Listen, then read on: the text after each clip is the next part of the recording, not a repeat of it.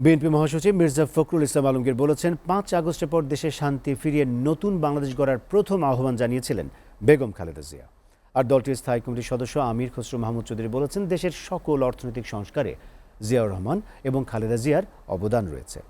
রাজধানীর হোটেল ইন্টারকন্টিনেন্টালে বেগম খালেদা জিয়ার স্মরণ সভায় তাঁরা এসব কথা বলেন। তাশফিক সঞ্চয়ের প্রতিবেদন।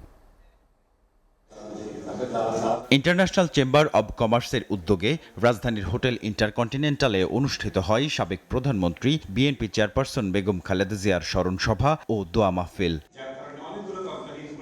এতে অংশ নেয় বিভিন্ন খাতের ব্যবসায়ী সংগঠনের শীর্ষ নেতারা। সভায় অতিথি ছিলেন বিএনপি মহাসচিব সহ দলটির শীর্ষ নেতারা। দেশের অভ্যন্তরীণ অর্থনীতিকে চাঙা রাখতে এবং বিশ্ববাজারে বাংলাদেশের বাণিজ্য মান সমুন্নত রাখতে জিয়াউর রহমান ও খালেদা জিয়ার নানা ফলপ্রসূ পদক্ষেপের কথা উল্লেখ করেন বক্তারা।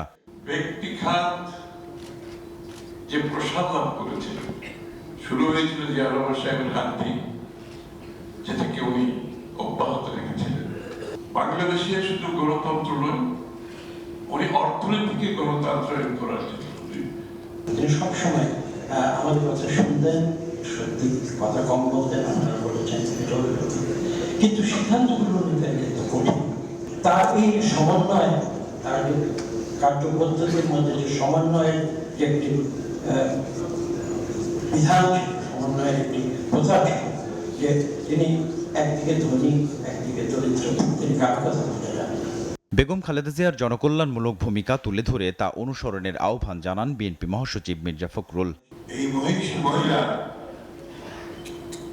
নেতৃত্বে আমরা দীর্ঘকাল গণতন্ত্রের জন্য লড়াই করেছি, সংগ্রাম করেছি।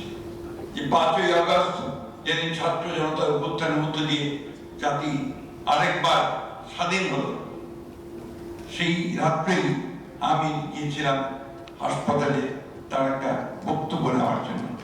কারণ আমরা যেটা আশঙ্কা করছিলাম যে এরপরে আপনার আইন শৃঙ্খলা পরিস্থিতি নিয়ন্ত্রণ করা যাবে না।